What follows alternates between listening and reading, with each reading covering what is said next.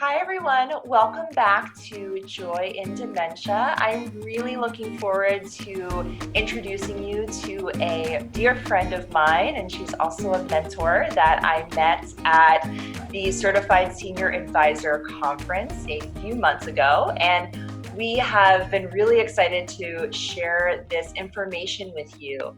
So, Darra is my friend. She is the CEO and founder of My Care Companions.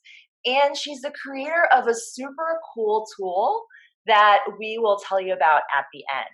So Darra was also the CFO of HealthWise. If you've heard of that, it's quite a well-known health nonprofit. And she also has over 25 years of personal experience as a family caregiver. And I love the tagline of her company, My Care Companions. It's simplify the business of life.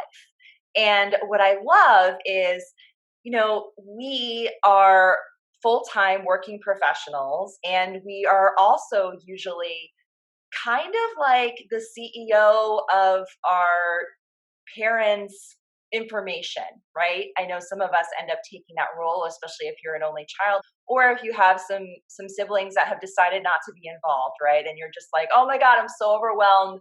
I have so many things to organize and to get these documents and to make sure that we're well prepared.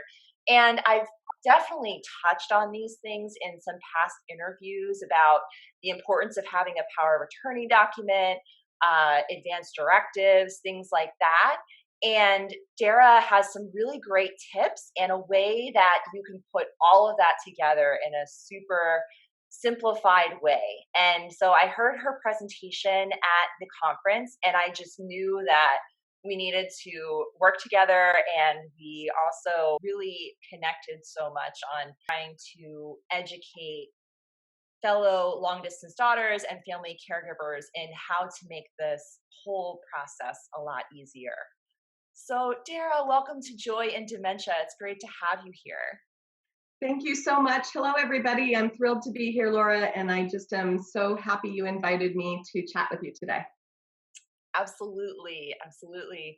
And so, can you tell us? I talked a little bit about your bio, but can you tell us a little bit about yourself and your expertise? I know that you've had quite a bit of experience being a family caregiver for forgetful parents and forgetful family members. So, if you could share a little bit about that.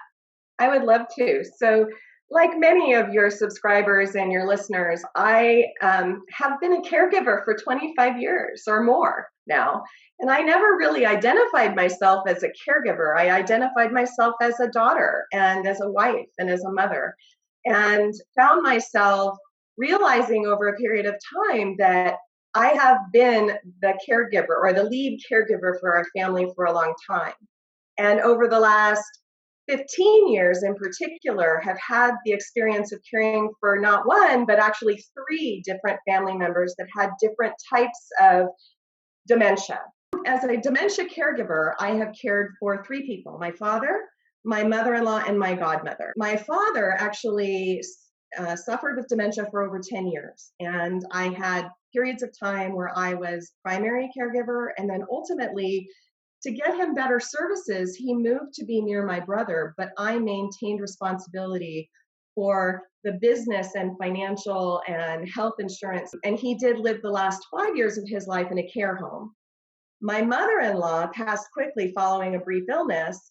And actually, the discovery of her dementia didn't occur until the final month of her life. And even with all of our experience, we realized we had overlooked some pretty clear signs that she was struggling with dementia. And it explained a lot, I guess, is all that I could say there. And then actually, I'm still participating in the care for my godmother, and much more so as a consultant and advisor. But in this case, she did not have family and she did not have children, and no living relatives. And so I actually got involved through Adult Protective Services. And they asked me to step in and help ensure that her guardianship and conservatorship was being handled appropriately where she lives. So I've had really a wide range of experiences and hopefully some learnings that I can share with your subscribers. Absolutely. Yeah. And actually, I would love to hear what you've learned personally from that experience and how it led you to starting My Care Companions. Because I don't think I mentioned this in the bio, but you also have quite a bit of experience working for Hewlett Packard, which is a very technological business. So, Sure. My journey led me to where I am today from a crisis in my own family. And when my mother-in-law fell ill unexpectedly, we realized that we did not have the information that we needed to take care of her health needs in the last week of her life. And importantly, we didn't have the documents we needed and the information that we needed to manage her affairs effectively and with ease after she passed, and quite frankly, put things in order for my father in law. And the reality of the situation is, we were blinded by our own expectation bias. My father in law had been ill for 20 years, and with his heart condition, we'd been on death watch. We all expected him to go first. And we were very prepared, or I'll say much more prepared, for him to go. We were not at all prepared for the possibility that she might go first. And we were very blinded by this. And I found myself at the time, I've had 25 years at that time of professional experience. I was successful. I was the CFO of a nonprofit that's pretty well known, as you mentioned. And I was doing super well professionally and prided myself on the fact that if an auditor or a board member walked into my office, I could put my hands on any document, find any piece of information they needed, or know who to ask to get it. And at the exact same time that I'm feeling that way professionally, I'm having this experience with my mother-in-law where I feel like a complete failure. Like I had let something fall through the cracks. And so I really focused on how am I going to solve this for myself. And when I realized the scope of the problem and that I wasn't the only person struggling with this, I realized I could solve it not just for myself, but for a lot of people, a lot of daughters.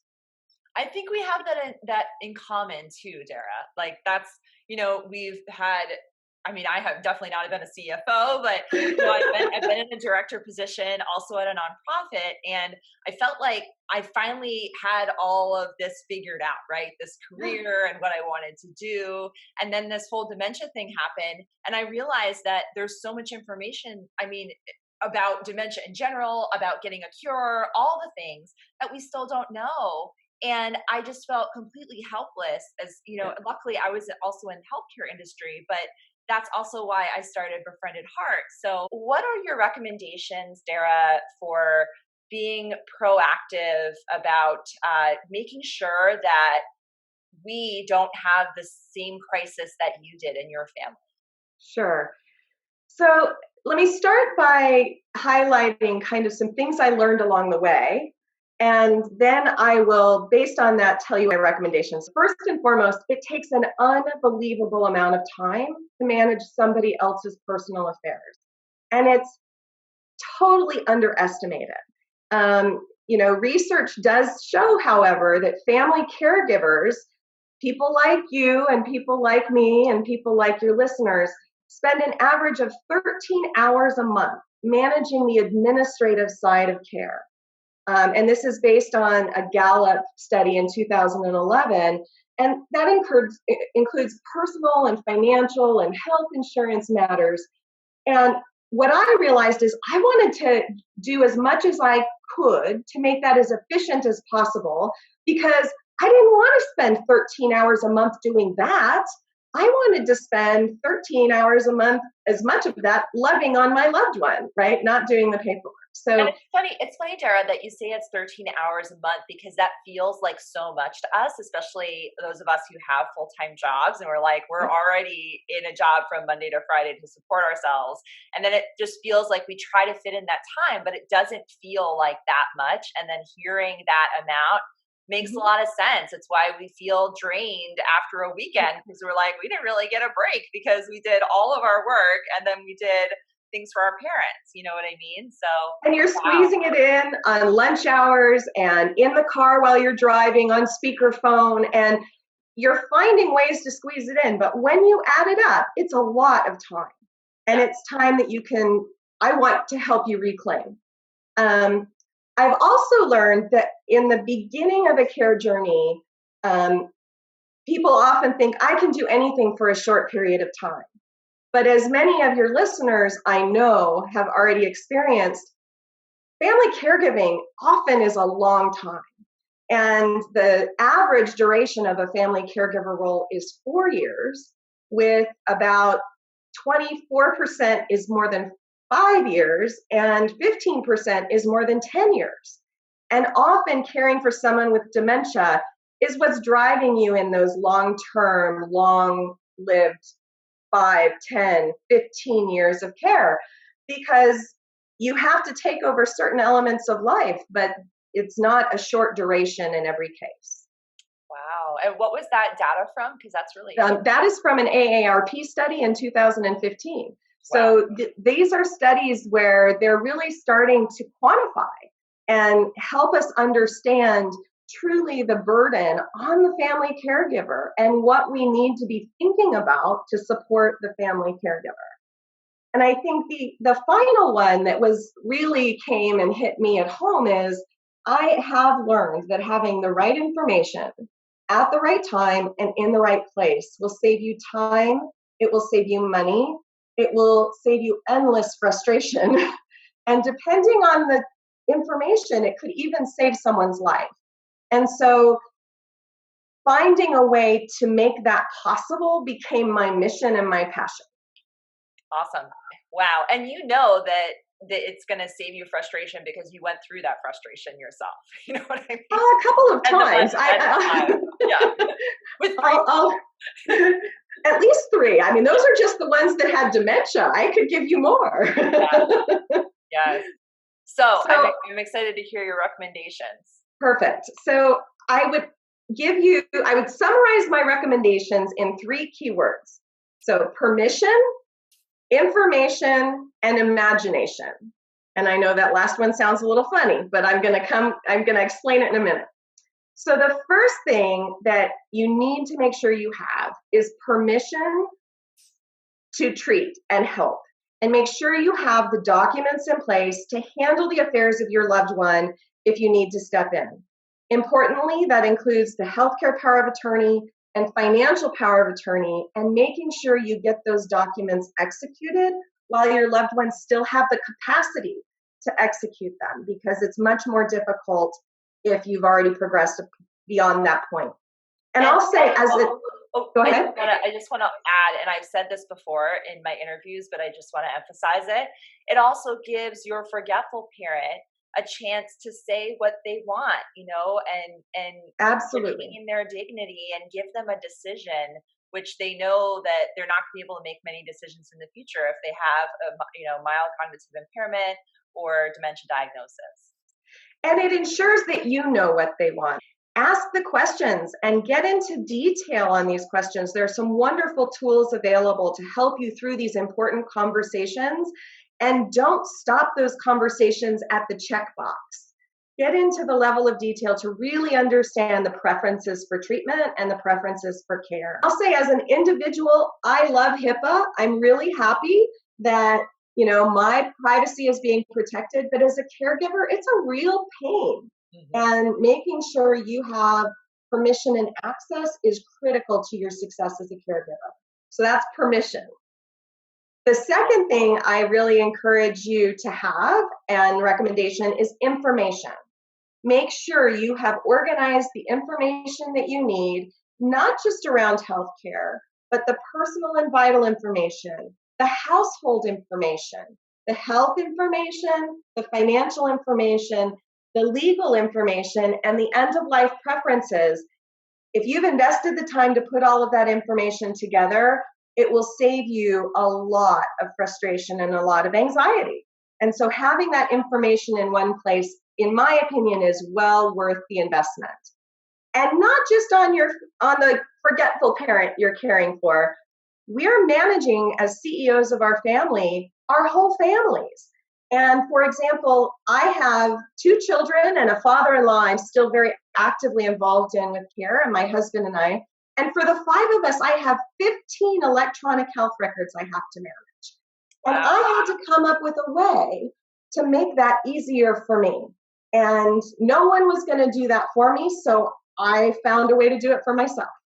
Yeah, and I think it's important to mention too that we are starting to put a lot of things on the cloud, and I think we as sort of the younger generation are more open to that as long as Yeah. it has enough security and everything that I think we feel good about it. Because I know for me personally, I'm trying to get rid of clutter in my house all the time. Yeah. And if we can, and with the environment and everything going on, like I really don't want to have to use paper. I don't want to have Right. to use space.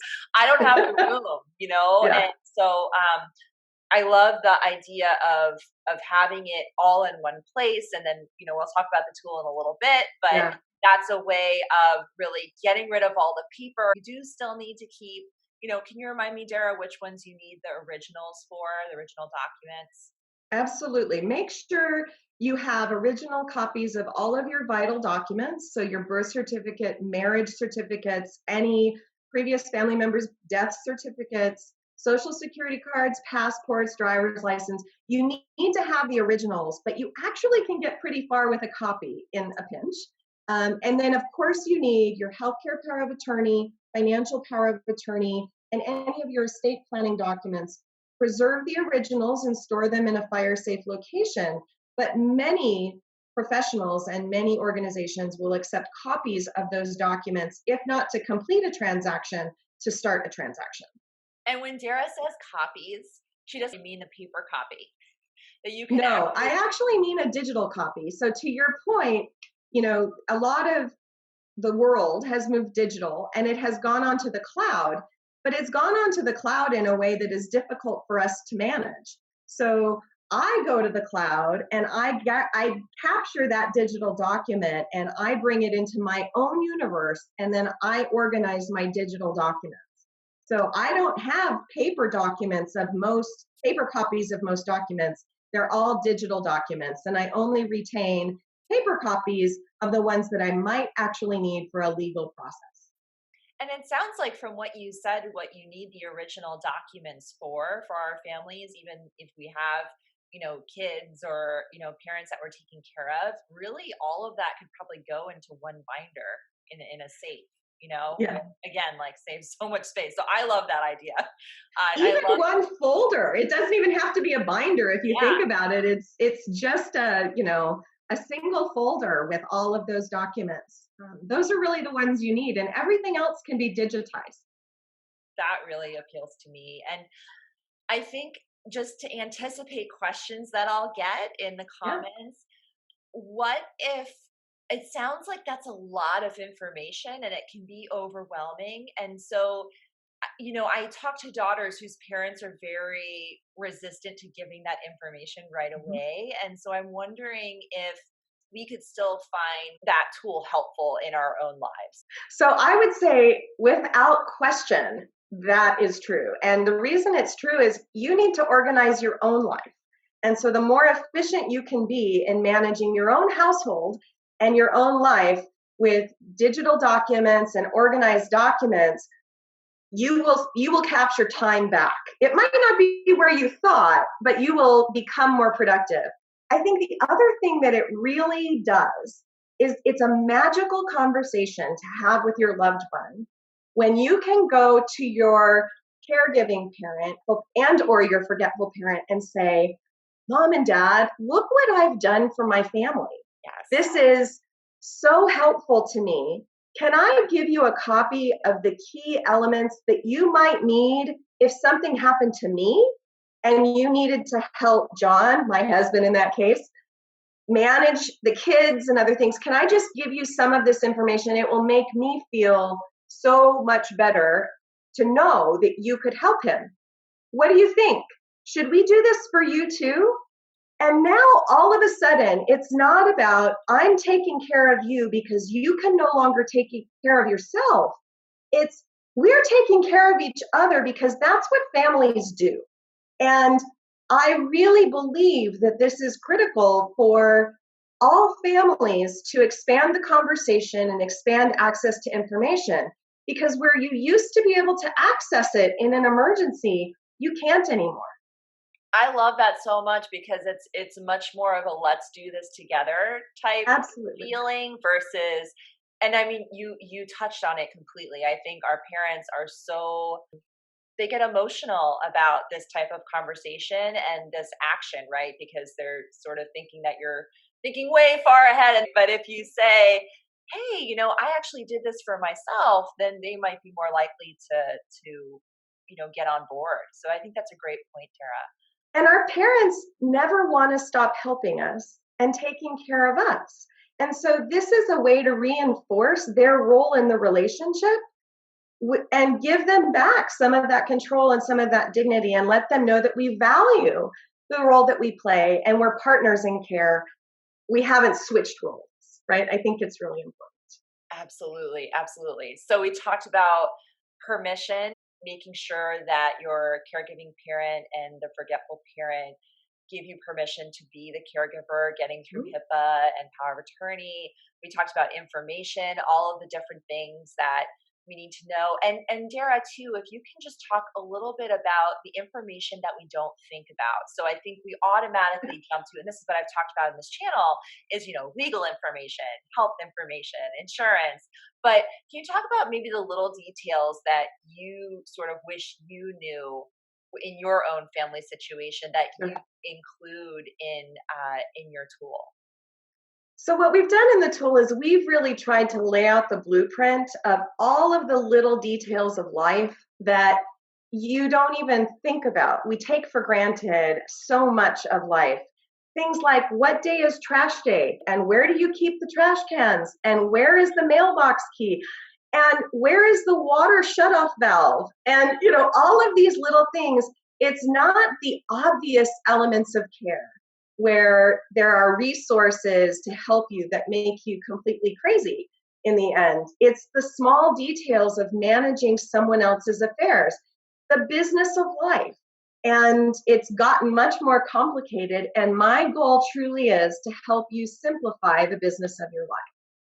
Yes, and I started using this tool as well, and I think it's really great because it asks you questions that I think, Dara, you said it, you sort of take for granted, and you're just like, oh yeah, of course trash day is on Tuesday, and all these things. And so it's actually pretty easy to just type it in, because you know it in your mind. But my mother-in-law won't know those things if something happens to me, and so it's some extra information, but I think it's super helpful. And two, the really cool thing is that Dara has this tool password protected as well. So you can rest assured, and she's worked at HP, so she knows what she's doing as far as security.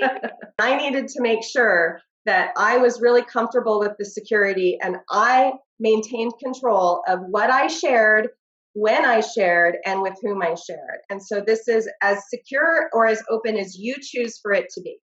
Awesome. Awesome. Okay, let's talk about the third recommendation. Okay. So the third one, I'm going to really encourage imagination.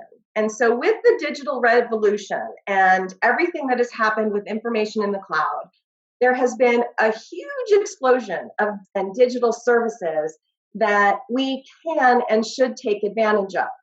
But we all fall into the trap of doing things the way we've always done them, finding, solutions in the way that have become habit. And so you've really got to step outside of what you're used to and look for the new solution.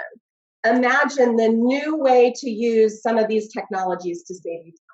If you are helping to manage your loved one's medications, it's taking you a lot of time, or you are worried that they're not managing their medications exactly correctly, you can use some of the new services either through your pharmacy. Amazon actually has a service. There are multiple services that are no to low cost where they will package those medications in little single serving pouches that will allow your loved one to make sure they're getting the right medications at the right time. I think my other really favorite one about medications is no matter how hard you try, keeping track of all of those final medications, the current ones and what is the dosage and that kind of thing is really challenging.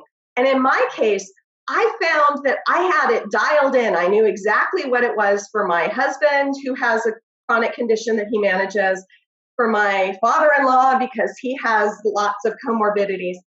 But I found myself sitting in front of my own doctor, and my doctor said to me, "Are you on any new medications?" "Oh, yeah, I am on a new allergy medication." And he said, "Do you know what it's called?" And I literally was saying, "Well, it starts with a P, there's a K in it." And I realized I was so focused on the care of the people in my life who really, we managed very aggressively medications, I hadn't paid attention and managed my own. So we have a new practice, a new habit in our family, that every time we go to the pharmacy, the phone comes out and the camera goes on, and I take a picture of the front and side of the pill bottle. And I put that picture in my phone in a folder for the person.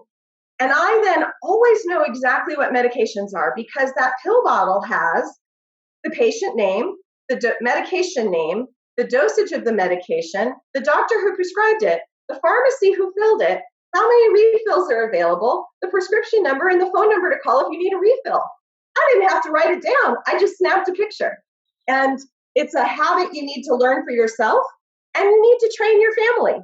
I love the taking a picture of the medications you're taking, because as you all know, I am in the fertility process right now. So we're going to start the second IVF this month. And I am taking like 20 different pills a day. Mm-hmm. And so when I'm talking to my fertility doctor, and I want to see if those interact, like any supplements I'm taking, I had to sort of copy down an email when I could have just taken a picture, because the doctors just do that. Like, they expect you to know that information right away. And if you don't, they're not going to be able to give you good recommendations or give you a certain, medicine that's going to help you with whatever you have, because they don't know if it's interacting with your current medications, right? So I love that recommendation, and the fact that it is sort of, it's a behavior change, right? Like we're just starting to say, oh my gosh, I can order this on Amazon, which also may not necessarily be a good thing, because I'm getting a lot of boxes now, and I'm like, what did I order? You know what I mean? But definitely, like, for the convenience of trying to get our parents things as soon as possible, I think Amazon is incredibly helpful. Well, and particularly for a long distance daughter, right? Knowing that you can get that to them before you can get to them, right? Which is really brought me a lot of peace of mind. And you did mention one thing that I want to really reinforce. When you take pictures of those pill bottles, make sure you get your over-the-counter medications and your supplements as well, because the medication interactions and challenges that can come forward aren't limited to prescribed medications, but it's super easy. It's 5 minutes. You walk to your medicine cabinet and you just snap pictures, and then you've got everything you need wherever you are, literally in the palm of your hand. Totally. And I think it's really great that you mentioned that Amazon was essential for long distance daughters, especially if you need to get your parents a supply that whether you're across the country or, wherever you live. And so, speaking of that, Darra, what can you say for long distance daughters that feel like they have no time to devote to these recommendations? So I would say that, like anything, a bit of investment can save you a lot of time in the long run. And it may feel like, how can I possibly find the hour or 2 hours to gather that information together? But I really encourage you to think about, if you do it once and you have it in the place where you need it, how much time it could save you in the long run. And the savings will start to snowball.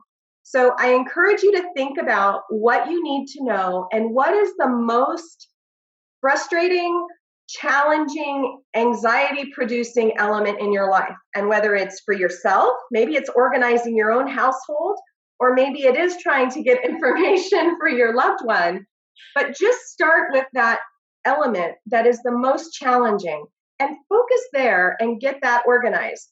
And find a tool, a system, whether it's mine or somebody else's, a notebook. Just find something and get started. And start in the part that is most challenging for you, and only do as much as it brings you benefit. Don't feel compelled that you have to complete somebody's process or complete somebody's tool. Make it your own and do the part that is going to save you time. Awesome. Awesome. And so if you had to sum up this interview in one takeaway point for long distance caregiving daughters, what would it be? Because those are three really great recommendations. So I'm going to go back to what brought me into this business in the first place. And I'm going to encourage all of you to really look hard and make sure you know what your backup plan is. It is very easy to get blinded by expectation bias. You're all actively caring for a forgetful parent.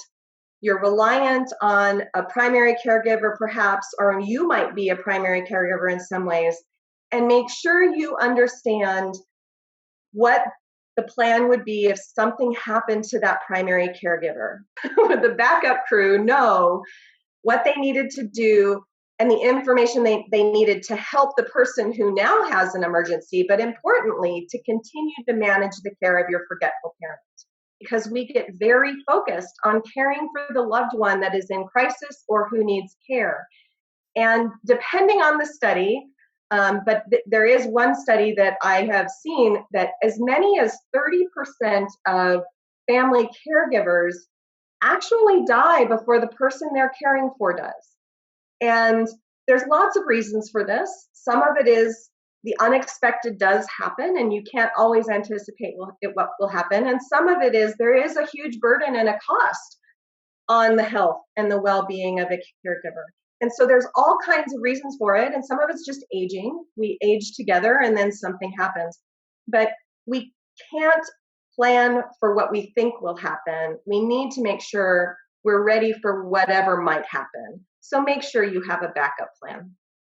Absolutely. That's such great advice. And I think too, Alzheimer's Association just came out with their 2019 report, and they found that caregivers of people with dementia experience, I think it's like 4 or 5 times more stress than the average caregiver for any other condition, because dementia is so all encompassing. It's physical, it's mental, it's emotional. You're not just caring for one aspect of like physical, right? You're also with the emotional and the mental. So it's really astounding how much stress it gives you. And so that's why I love that Darra has found a way to save us time. And then of course, money is also an aspect, because a lot of caregiving is not covered by Medicare.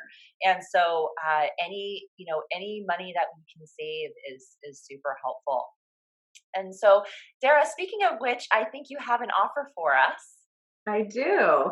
So when I wasn't able to find a family information management solution or tool that was complete, secure, portable, easy to use, easy to share, and affordable, I'm sure that resonates with all of you, I ended up creating one. And when I realized how helpful it was for me and for the families I was helping in my consulting practice, I realized that it could be really helpful. So what we have today is called My Data Diary Plus, and it is a database that is password protected and secure.